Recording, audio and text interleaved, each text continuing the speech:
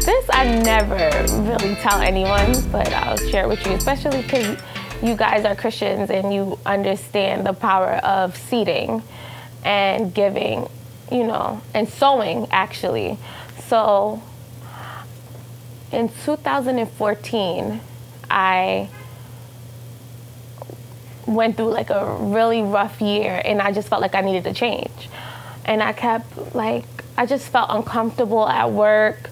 I was in school, I got my bachelor's in social work, and I did my internship, and I just was like, I'm not sure if that's the route that I really want to go in, but I did like social work because I like to help people. So I took a couple trips to Georgia and had like, you know, some interviews lined up and everything.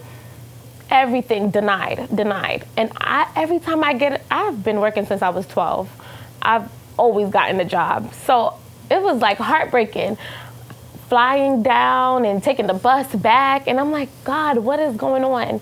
Like, why can't I get a job? And I need to leave New York. I went and I visited a friend of mine, actually, and she said, what's your passion? What is something that you like to do that you think you can't do?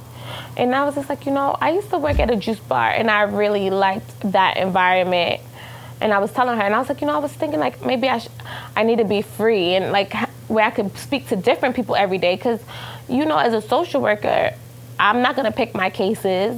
I'm going to be assigned to people, where if I felt like if I had like a juice bar or something, people would come to me, and then that could be my assignment, or, you know, something like that. My mom's pastor came, and he calls me, and I don't know how my mother must have given him my number.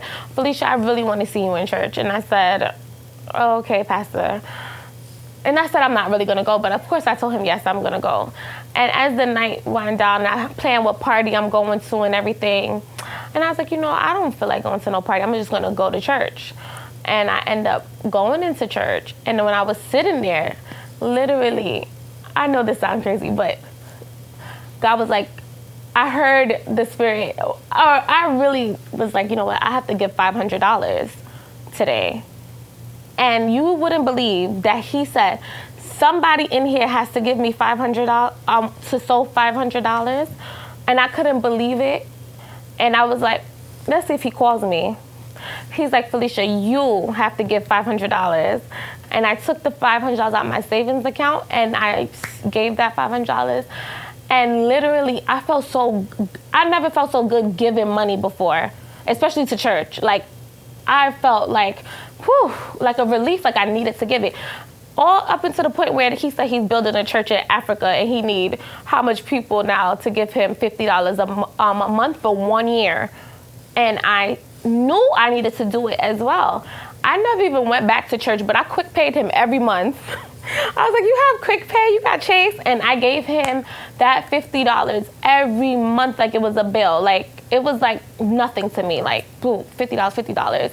And he built many churches, actually, and he's really a good man of God. I knew that he was going to do a good work for the people, so I felt really good knowing that I helped him.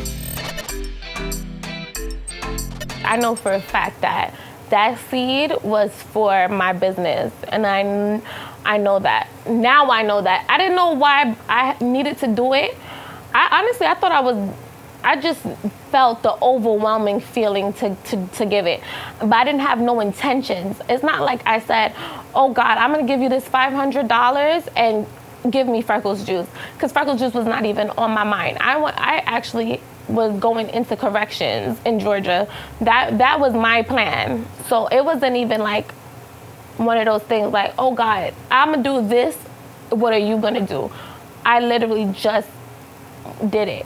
Being faithful to my giving with no intentions is why the doors opened so like rapidly with no stress.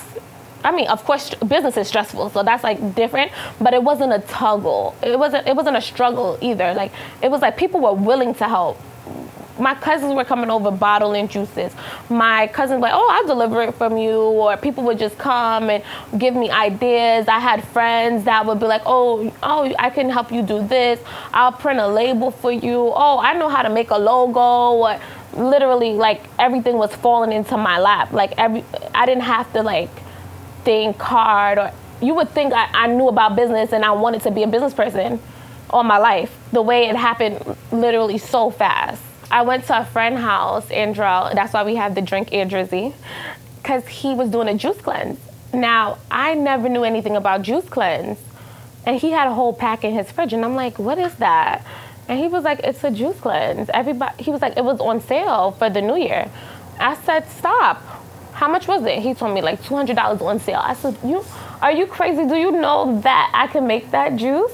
And I went the next day, I kid you not. My supervisor actually quit the social work job that I was working and started working at a kitchen supply store and gave me 50% off on a juicer that we still use, actually. I said, let me see the juices that you got. And I bought those products, and I'm like, oh my gosh, what I'm gonna put it in. And I just remember I was just in Target, and I saw mason jars on sale.